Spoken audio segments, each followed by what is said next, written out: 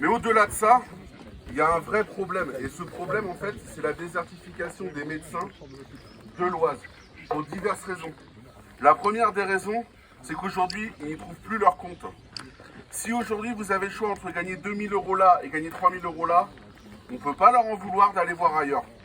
Pourquoi il y a cette fameuse question des dépassements d'honoraires? C'est la première chose. La deuxième chose, c'est que la santé aujourd'hui, c'est devenu un business. Et ça, il faut arrêter. C'est pas normal qu'aujourd'hui, pour se faire soigner, les personnes qui ont des petites retraites ne puissent pas forcément le faire là où elles le veulent, à cause des dépassements d'honoraires. Je pense qu'effectivement, il faudrait plafonner ces dépassements. Mais, malheureusement, ce n'est pas quelque chose de faisable pour les médecins. Mais au-delà des médecins, il y a ceux qu'on n'entend pas. Je veux bien sûr parler des ASH. Je veux bien sûr parler du personnel hospitalier qui vous accueille. Je veux bien sûr parler des aides-soignants. Je veux bien sûr parler des infirmiers et des infirmières. Il ne faut pas oublier que c'est eux qui font tourner l'hôpital. Sans eux, il n'y a pas d'hôpital.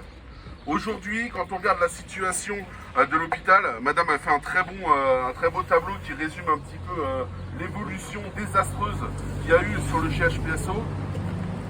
Nous étions à environ 20 ou 30 000 euros, 30 millions d'euros de déficit en 2010. Aujourd'hui, nous sommes à 100 millions d'euros.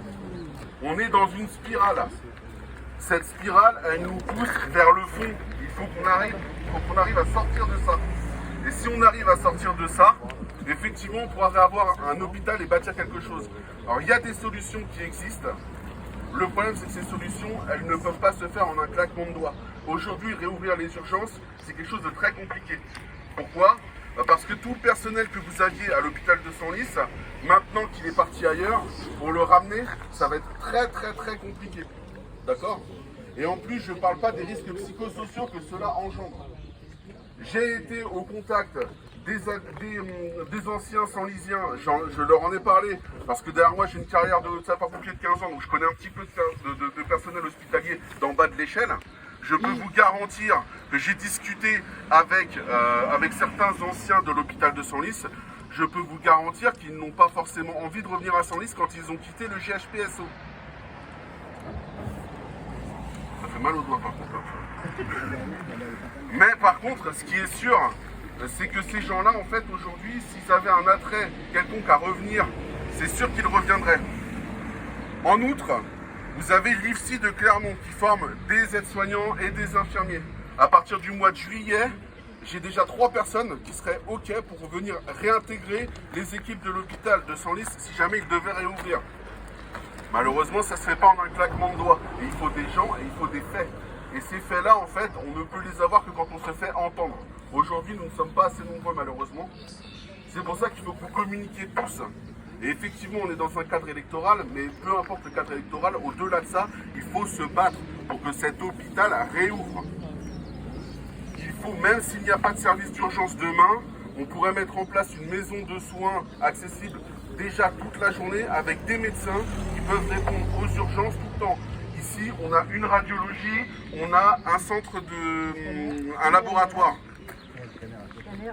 Et en plus, il y a le scanner. Si on avait des médecins qui ne sont pas forcément des urgentistes, vous me direz si je me trompe, un urgentiste, c'est 3 ans de formation, 4 ans. C'est 4 ans de formation. Si demain on dit, allez, on va mettre des médecins, c'est bien gentil, mais si vous n'avez pas de généralistes, vous n'allez pas les inventer. Et vous ne les aurez pas avant 4 ans. Donc du coup, je pense que la solution, ce serait de faire un jalonnement, où dans un premier temps, l'offre de soins, il faut la remettre en place le plus vite possible. Et ça, je pense que ça passe par des médecins qui pourraient venir monter une garde par semaine à l'hôpital. Alors attention, quand je dis garde, je sais que le terme garde est un petit peu sujet à controverse.